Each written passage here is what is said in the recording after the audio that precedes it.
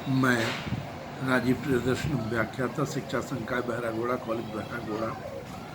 आज BEd first semester के बच्चों को पेपर 2 में शिक्षा एवं मौलिक अधिकार के बारे में मैं जानकारी देना चाहता हूँ।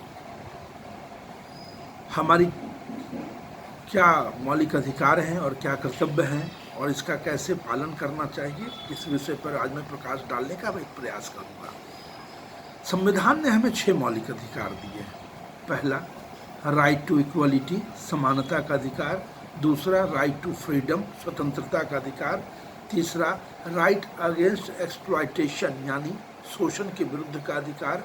Number 4, right to freedom of religion, धर्म की स्वतंत्रता का अधिकार। Number 5, cultural and educational right, सांस्कृतिक और शैक्षिक अधिकार।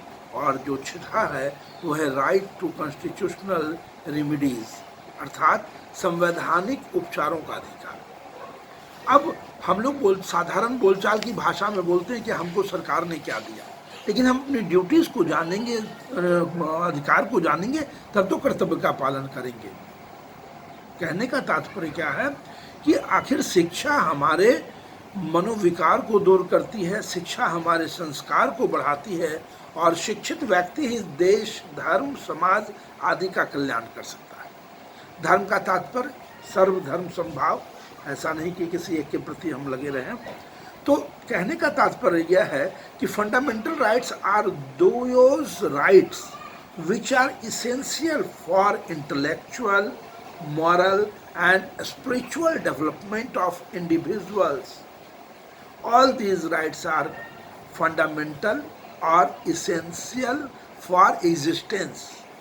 जीने के लिए संघर्ष करना पड़ता है और वही व्यक्ति जीता है जो अपने कर्तव्यों का निर्वहन अच्छे प्रकार से करता है। संविधान में कई ऐसी बातों को दिया गया है जिसकी जानकारी बहुत लोगों को नहीं है, क्योंकि उनमें शिक्षा का अभाव है। अब पहला जो है कि मतलब समानता का अधिकार, आर्टिकल 15 में जो है वो धर्म, वंश, जाति वगैरह के आधार पर हम किसी का विभेद नहीं कर सकते। अगर हम ऐसा करेंगे तो कानूनी रूप से हम दोषी माने जाएंगे।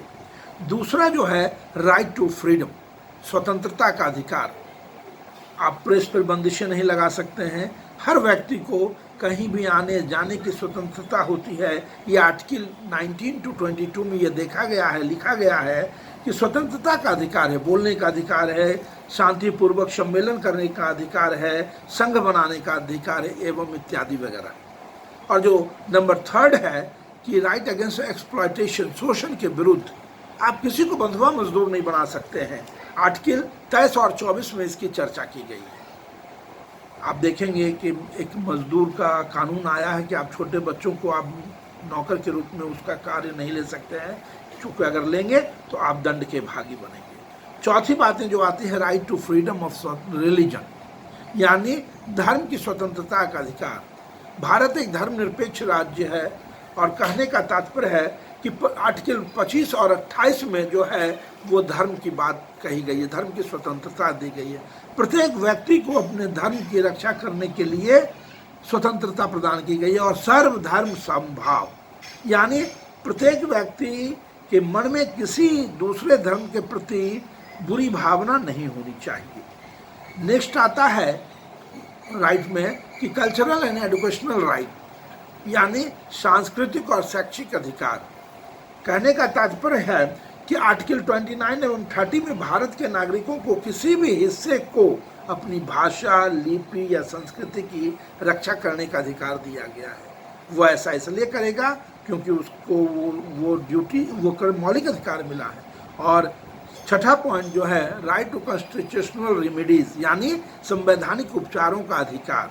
अगर उसके अधिकार की हनन हो रहा है, उसकी रक्षा नहीं हो रही है, तो वो हाई कोर्ट या सुप्रीम कोर्ट जा कर के वो अपने आवेदन को देगा और वहाँ संवैधानिक तरीके से उसको न्याय मिलेगा।